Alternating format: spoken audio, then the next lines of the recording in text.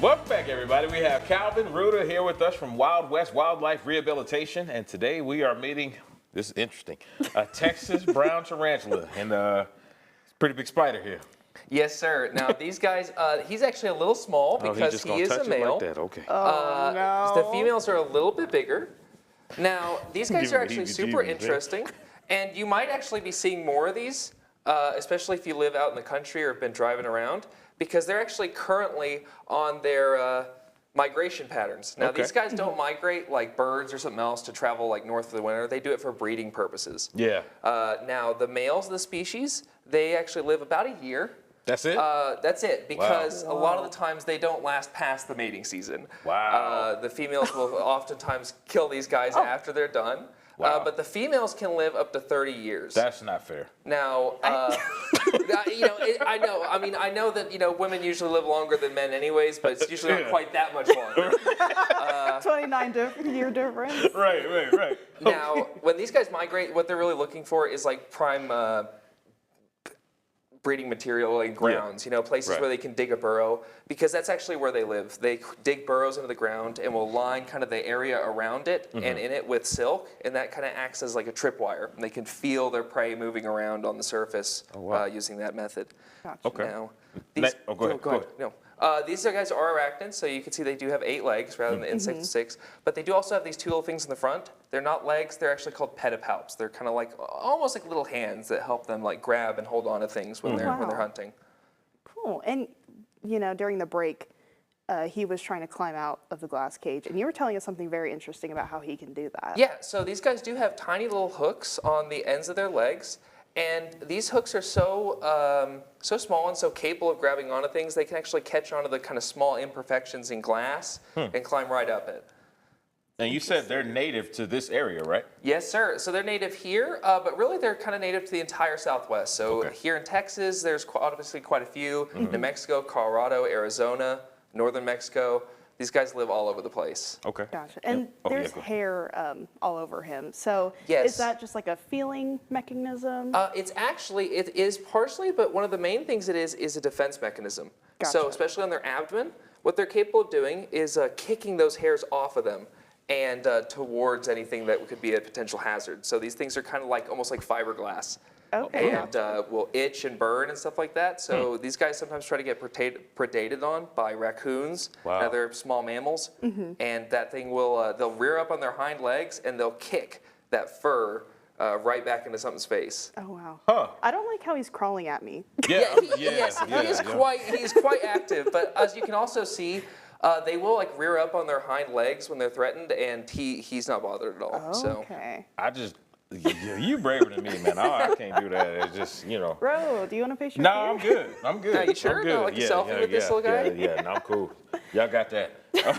What kind of, you talked about them being prey, but what kind of things do they like to eat? So they are quite large, so they're not just going to go after insects, which is obviously going to be their main fare, grasshoppers, anything like that. They'll probably also go after like baby toads, little tiny lizards, anything that's like around that size is something that they can go after. Okay. That was interesting. Yeah. I'm scared.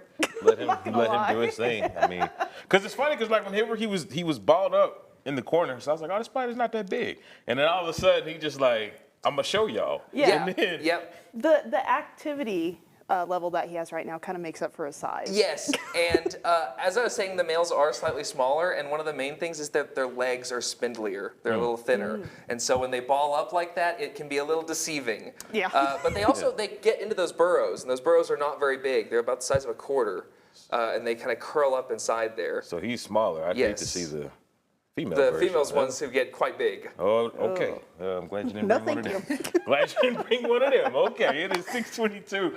Come so much. Welcome back, everybody. We're still here with Calvin from Wild West Wildlife Rehabilitation. We're talking about their Face Your Fears event and tarantula migration in our area. Okay, so we're speaking of Face Your Fears. We got a tarantula here. Tell us a little bit about this event.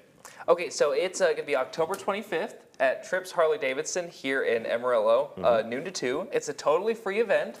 We're going to have a number of different animals out there. Particularly ones that might make people feel a little bit uncomfortable or nervous normally. So probably this guy right here, some snakes, some lizards, maybe some other stuff like that. Though the best way to find out exactly what's going to be out there is to come visit yourself and see it.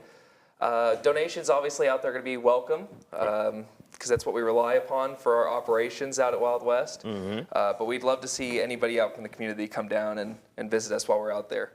Absolutely. And you mentioned tarantula migration earlier. When does this migration typically occur, and about how long will it last here? I believe it starts kind of towards the end of August, early September, and lasts kind of these early fall months. It's not going to last necessarily too long because they're going to quickly find mates, breed, and then kind of create those nesting areas. Gotcha. But for that time period that does last, you're going to see quite a few of them in certain places, especially like driving and stuff like that, crossing the roads, everything else. Gotcha. And are tarantulas actually dangerous to humans, or is that kind of like a misconception? So generally speaking, especially with the Texas brown tarantula, they have, as I said before, kind of the main way of defending themselves is kicking those hairs. So if you did get those in your face or eyes, that would be an irritant. Their bite is not medically significant, so that means that it's not going to send you to the hospital or anything unless you have something like a bee sting allergy, right? It can still activate an allergic reaction, so if that's something that you need to worry about, keep that in mind. They also do have quite large fangs, so those can be quite painful if you ever do get bit by one. Yeah. But it's quite rare. They're not ever coming after anybody. It's only really if they're pretty much being harassed, because otherwise they're just going to try to get away from you. Absolutely. And what role do tarantulas play in especially like the local ecosystem? So really a couple of main things. Obviously they're prey item for a number of different kind of like small mammals and birds. They act as predation for lots of pests. So, obviously, as we've seen this summer, the almost millions of grasshoppers we've had from the rains and everything else, they help to keep that in check. Yeah. But also another big thing is that many people probably have seen them tarantula hawks, the large black-looking hornets with the orange wings.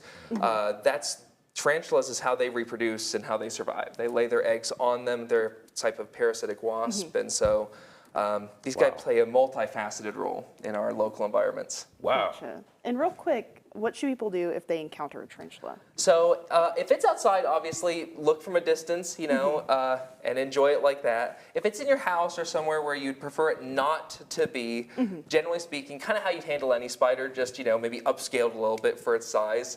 A nice paper plate, piece of paper in a cup, something like that, scoop it up, place them outside. They are really gentle, generally speaking. They're not going to try to come after you, and they're going to make it quite obvious if they're not feeling you being close to them. Yeah.